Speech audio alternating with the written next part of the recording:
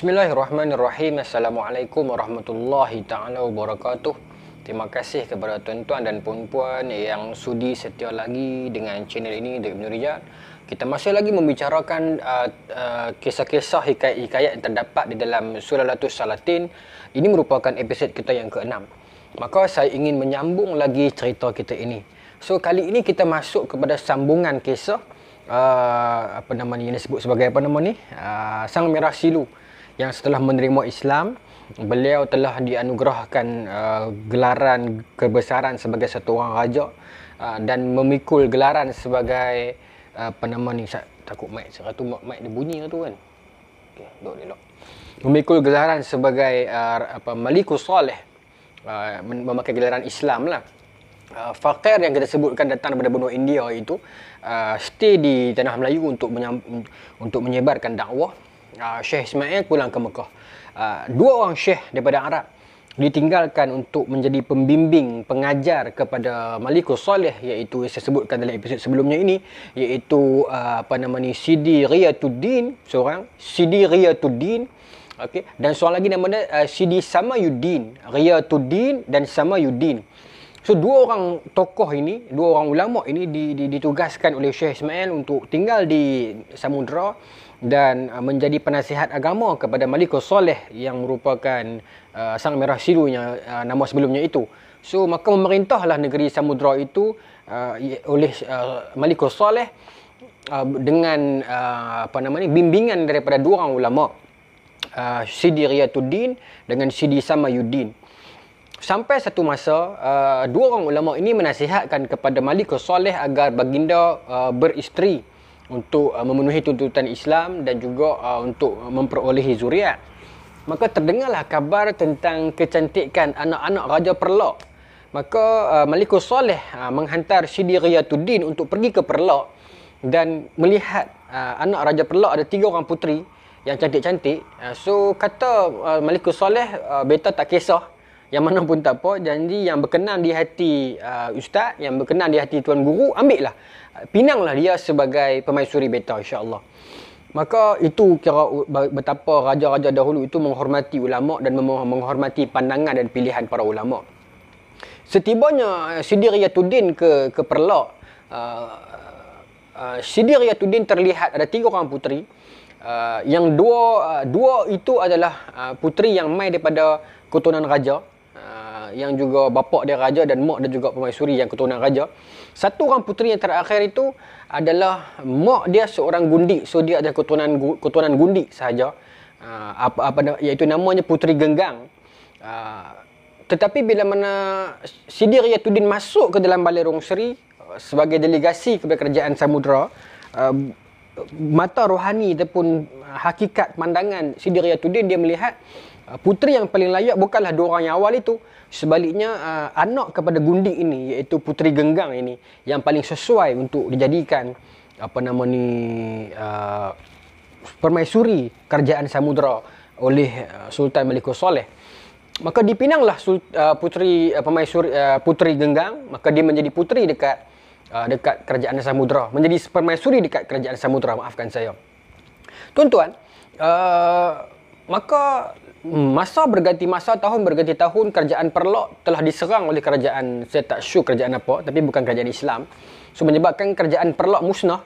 Maka rakyat Perlak itu yang masih survive, yang masih selamat, rata-ratanya berhijrah ke Samudra sebab ada hubungan itu antara permaisuri dan rajanya. Maka mereka berlindung di bawah Samudra. Maka ramai di antara rakyat mereka itu yang berlindung di bawah kerajaan Samudra. Pernikahan di antara Puteri Perlok iaitu Permaisuri Genggang dengan Malikus Soleh telah mendapatkan dua orang putera, dua orang cahaya mata, yang mana yang pertama kita sebut sebagai Malikus Zahir, anak sulung, dan yang kedua, anak kedua kita sebut sebagai Malikul Mansur. Malik ni raja lah, raja Zahir dengan raja Mansur. Okey, dua orang adik-beradik. Okey, tak apa setakat tu. So, bila mana kerajaan Perlok dah tak ada, so anak ada dua orang. So Malikus Soleh memikirkan beta perlu membuka satu lagi negeri untuk nak bagi kepada seorang lagi anak. Sebab kalau tidak, mereka akan bergaduh. So bermulalah pencarian sebuah tanah yang baru, sebuah kepulauan yang baru oleh Malikus Soleh untuk cari satu tanah baru. Maka mereka pun pilih berlayar sampai ke sebuah kepulauan. Terlihat satu batu yang sangat besar, satu kawasan yang sangat cantik. Seekor di antara anjing Malikus Soleh, iaitu anjing tersebut bernama Pasai. Anjing itu menyalak dengan begitu kuat dekat satu kawasan kepulauan ini, dan anjing itu terus melompat keluar pergi ke pantai dan naik ke kawasan dataran yang sangat luas dan cantik. Maka tuanku bertanyakan kepada para pegawainya, para pembesarnya, negeri siapakah ini? Belum ada pemerintah, belum ada raja, belum dibuka. Maka beta ingin membuka negeri ini, membuka tanah ini sebagai sebuah negeri.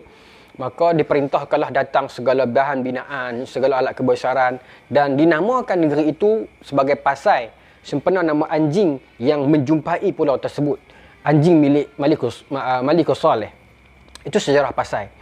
Maka kerajaan Pasai itu diserahkan kepada anak sulung baginda, iaitu Malikus Zahir, dan anak dia yang bongsu Malikul Mansur kekal tinggal di samudera dan akan mewarisi tahta samudera one day, sebab dia anak kecil. So dia belum membesar, so dia tinggal di samudera dulu.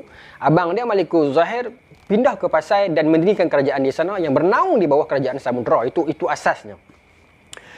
Sidi Riyatuddin, ulama yang pertama, Sidi Riyatuddin telah diperintahkan untuk ikut anak sulung dia Malikus Zahir. Sebab sebenarnya peringkat awal lagi, sejak mereka kecil pun, Malikus Soleh bahagi Sidi Riyatuddin kena jadi murabi kepada anak dia yang sulung Zahir, dan Sidi Samayuddin kena jadi murabi kepada anak dia yang bungsu Mansur.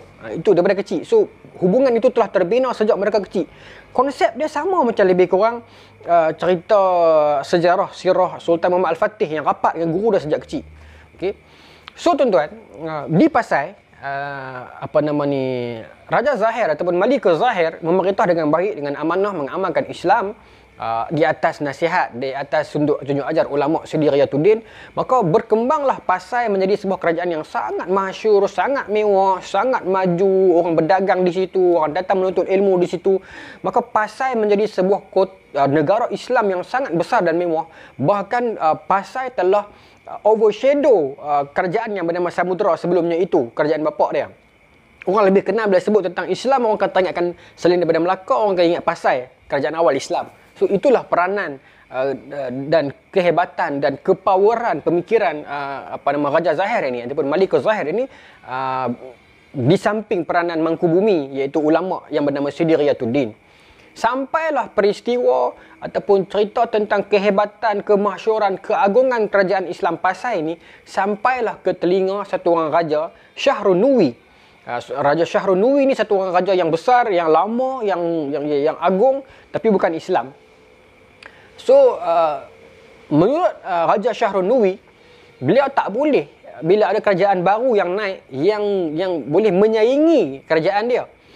Maka Raja Syahrul Nuwi mengeluarkan satu arahan, mengeluarkan satu macam, kalau dalam bahasa hari ini kita kata kertas tender, bertanyakan kepada para panglima dan pegawainya, siapa di antara kalian yang sanggup untuk pergi tangkap Malikus Zahir, raja mereka itu yang muda itu, tangkap dan bawa datang kepada beta. Syahrul Nuwi tak berniat untuk pergi menyerang Pasai kerana dikabarkan kerajaan Pasai memiliki kekuatan yang sangat dahsyat. Maka cara yang lebih baik adalah kita pergi kidnap, kita pergi tangkap dia punya raja dan bawa pulang ke Syahrul Nuwi. Dia saya tak pasti negara apa, ke negara mereka lah. Baik. Maka tuan-tuan, dalam ramai-ramai panglima itu, ramai tak berani. satu orang panglima yang disebut dengan gelaran Acu Dewi, Acu Dewi, Awi Dicu. Acu Dewi ni apa dia? Awi Dicu. Satu orang panglima, mungkin nama-nama begini mungkin Siam kot, tapi Syahrul Nuri macam bukan Siam. Tak apalah. Panglima yang bernama Awi Dicu menawarkan dirinya kepada Raja Syahrul Nuri, mengatakan, wahai tuanku, Batik berani sanggup ambil tender ni nak pergi tangkap Raja Malikul Zahir di Pasai tu, tangkap dia, kidnap, colek dia dan bawa pulang kepada kerajaan kita. Baik, maka dipersiapkan satu persalinan, dipersiapkan rombongan. So apa sahaja plan dalam pemikiran Awi Dicu ni, raja ikut. Awi Dicu kata, saya tak mau bawa kapal perang, saya cuma nak kapal-kapal kelengkapan seolah-olah orang dagang. So saya nak sepersalinan yang cantik dan beberapa orang bersama saya, dan saya nak 4 buah peti yang kelihatan macam peti harta, tapi saya nak peti tu kosong, disediakan. Maka mereka pun berlayarlah sampai ke Pasai. Rupanya di dalam peti itu Awi Dicu telah memasukkan 4 orang panglima komando yang tergagah milik kerajaan Syahrul Nuri, dimasukkan dalam peti itu dan dikunci daripada dalam. Saya tak pasti daripada dalam daripada luar, tapi ditutup. Tapi peti itu kalau daripada luar adalah kelihatan macam peti yang simpan emas tu. So bila sampai dekat pelabuhan, Awi Dicu mengatakan, kami ini rombongan pedagang yang mai daripada jauh nak mempersembahkan harta ini kepada Raja Malikul Zahir. 4 buah peti yang sangat hebat, yang dalamnya ada macam-macam harta. So boleh tak kami nak masuk istana? So dengan mudahnya immigration masa tu terkabur dengan harta, maka dengan mudahnya sign, cop pasport, boleh masuk istana. Sampai ke istana, maka Awi Dicu menurunkan 4 peti itu dengan beberapa orang anak-anak buah dia, yang semuanya panglima sebenarnya, tapi menyamak macam peniaga. So sebaik sahaja masuk ke dalam balai roseri, tak ramai pembesar, sebab ialah harta, tak mahu ramai orang tengok, sulit. So tak ramai pertahanan di situ. Maka sebaik saja Malikul Zahir mendekati peti tersebut, bila dibuka peti itu, rupanya di dalamnya ada 4 orang panglima yang sangat hebat, komando, maka menangkap Malikul Zahir. So bila datang pegawai-pegawai istana untuk nak menangkap mereka, tak boleh, sebab mereka telah letak keris di tengkuk Malikul Zahir. Kalau kamu bertindak, kami akan bunuh raja kamu. So para pegawai cuma dapat memerhatikan saja raja mereka dikidnap di depan mata mereka dan ditangkap dan dibawa berlayar pulang kepada kerajaan Syahrul Nuri. Ini kisah yang dicatatkan dalam Sulalatus Salatin. Apabila berapa minit dah? 12 minit. Saya sambung lagi dah. Apabila sampai ke sana, maka apa yang Raja Syahrul Nuri buat, satu benda yang bagi saya macam apa saya nak sebut, tak sampai perkataan tu. Nak kata menarik tak boleh, tapi kisah ni tuan-tuan, kisah ni dia macam sejarah Troy. Bila sebut Troy, ada filem Troy lakonan Brad Pitt itu, tapi itu pun berdasarkan sejarah Troy, kerajaan pertempuran di antara kerajaan Troy dengan kerajaan-kerajaan seperti mana Sparta. Memang dicatatkan dalam sejarah. Helen itu dicatatkan dalam sejarah tentang kecantikannya. So bagaimana kerajaan Troy musnah kerana penipuan. Satu ekor kuda yang sangat besar dibawa masuk ke dalam istana Troy, ke dalam sempadan Troy yang mustahil untuk dimusnahkan. Rupanya di dalam kuda itu sebenarnya ramai pahlawan-pahlawan Sparta. Cerita lebih kurang sama. Saya tak pasti siapa yang meniru siapa. Ataupun memang betul kedua-duanya betul. Bila saya menyebutkan tentang Troy, bukan saya merujuk kepada filem Troy, tetapi merujuk kepada sejarah Troy. Memang begitu, tentang kuda besar yang dimasukkan dalam sempadan kerajaan Troy. Dan filem pun ditayangkan begitulah. Tapi dalam versi Sulalatus Salatin sudah ada pemikiran yang begitu, tapi bukan kuda, tapi 4 buah peti emas yang dimasukkan. Itu sejarahnya. Baik. Bila pulang ke kerajaan Syahrul Nuri, Malikul Zahir dibebaskan. Syahrul Nuri telah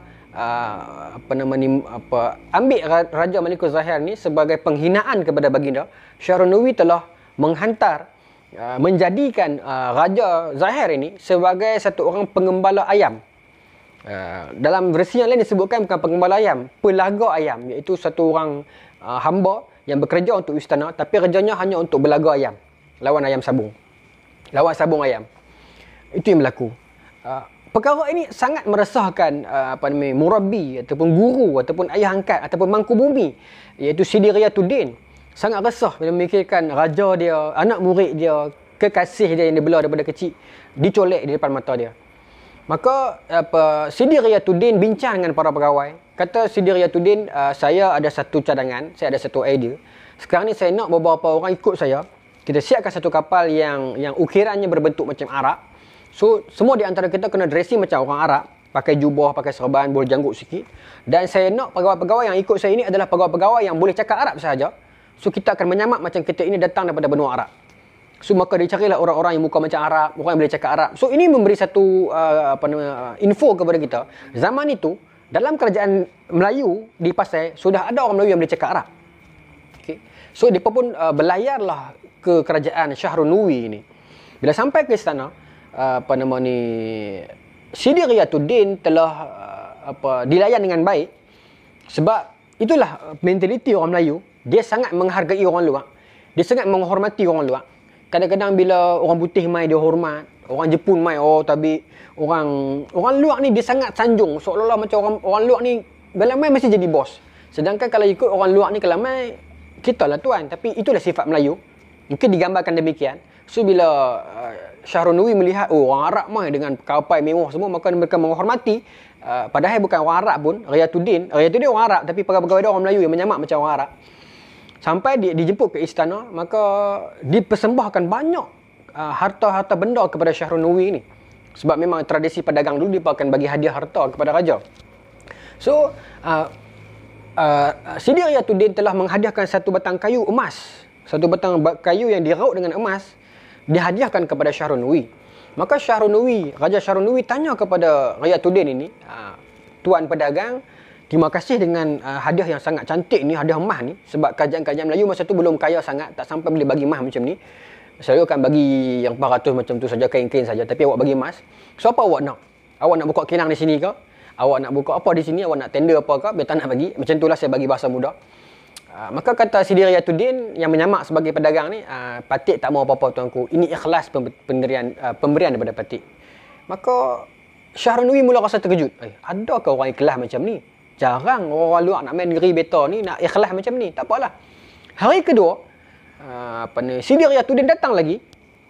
Dan kali ini Sidi Riyatuddin menghadiahkan kepada baginda tuanku set permainan macam catur yang dibuat daripada emas, dan buah-buah catur itu dibuat daripada permata.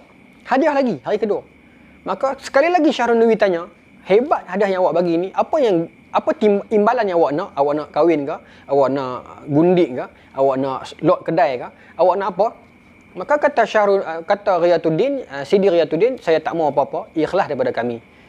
So, menyebabkan Syahrunuri jatuh cinta dengan sifat dan akhlak dan kelakuan yang dibuat oleh Sidi Riyatuddin ini.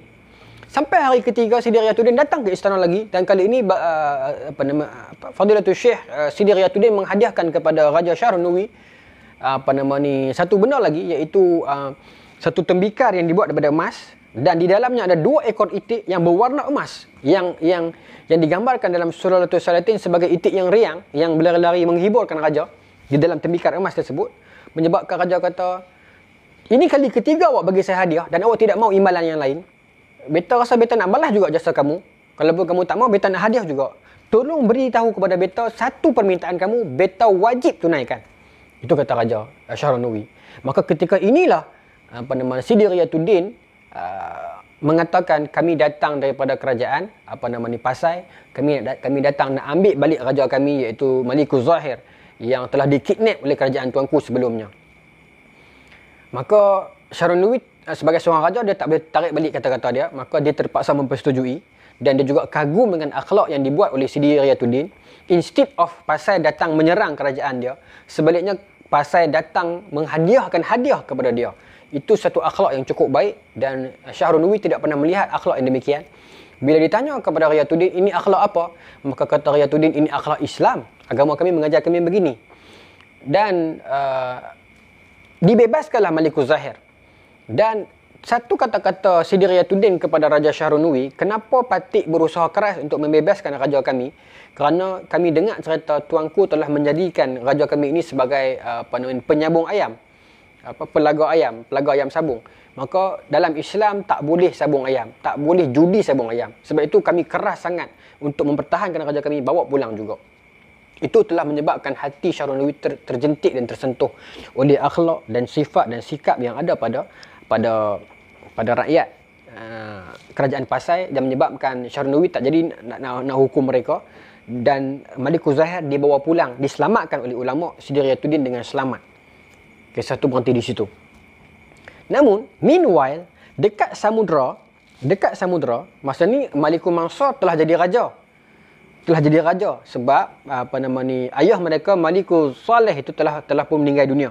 Okay, saya tak cerita tadi, tapi dia meninggal dunia. So Malikul Mansur dah besar jadi raja. Malikul Mansur bagi tahu dekat ayah angkat dia ataupun syekh dia ataupun murabi dia, iaitu seorang lagi tu, Samayuddin, wahai tuan syekh, wahai murabi, saya teringin nak pergi ziarah negeri abang saya, Pasai tu. Nak tengok hebat tak hebat, lama tak jumpa dia, kata kami berpisah lama. Maka kata Samayuddin, jangan tuanku. Ini kerana pandangan rohani Syekh Samayuddin, dia merasakan takut ada cemburu Raja Mansur, Malikul Mansur, kerana kerajaan Pasai masa tu dah sangat mewah dah. Dia takut Malikul Mansur akan fikir ayah dia tak adil, bagi kerajaan mewah dekat abang dia, dekat dia bagi kerajaan lama. Sedangkan abang dia berusaha untuk memewahkan Pasai, sedangkan Pasai masa dia dapat itu cuma tanah kosong. Tapi Sidi Samayuddin fikir Malikul Mansur ini masih muda, jiwa muda, mungkin dia akan berasa cemburu dan tercabar, risau. Tetapi Raja Malikul Mansur berkerah nak pergi juga. Akhirnya mereka pergi. So Sidi Samayuddin teman, bila sampai kepada kerajaan Pasai, masa tu tak silap saya, dia pun tak sempat bertemu. Dia tak sempat bertemu dengan abang dia, sebab abang dia baru on the way balik daripada Syahrul Nuri punya kerajaan. Tapi orang kenal Malikul Mansur sebagai raja adik-beradik kepada adik kepada raja Malikul Zahir. Maka Malikul Mansur masa tu pemuda yang tampan, anak raja. Dia berkenan dekat satu orang dayang istana. Tapi masalahnya dayang yang dia berkenan itu adalah dayang yang diberkenani oleh abang dia itu. Tapi apa yang dia buat? Dia colek, dia macam kidnap. Dia ambil sesuka hati dia suatu dayang perempuan yang cantik, yang paling cantik dekat kerajaan Pasai. Dia ambil, dia bawa balik ke samudra. Contoh dia begitu. Benda ini tak patut buat. Seolah-olah macam dia pergi curi penyewa awam Pasai yang paling dia sayangi, dia colek, dia bawa balik ke negeri dia tanpa pengetahuan abang dia, yang abang dia tu baru on the way balik daripada kerajaan Syahrul Nuri. Akhirnya bila abang dia iaitu Malikul Zahir sampai ke Pasai, dia ceritakan benda ni, yang adik dia datang untuk colek dayang kesayangan dia, bawa pulang ke samudra, menyebabkan abang dia ni menjadi sangat marah. Sedangkan wasiat ayah mereka dulu, Malikul Saleh ataupun Sang Merasilu, pernah berwasiat, dua beradik kamu ni jangan bergaduh. Namun bila dia mendapat tahu adik dia buat perangai macam tu, pergi colek dayang kesayangan dia, dia sangat marah. Apa yang dia buat adalah dia bagi tahu cerita ni akan sambung episod selepas ni. Assalamualaikum.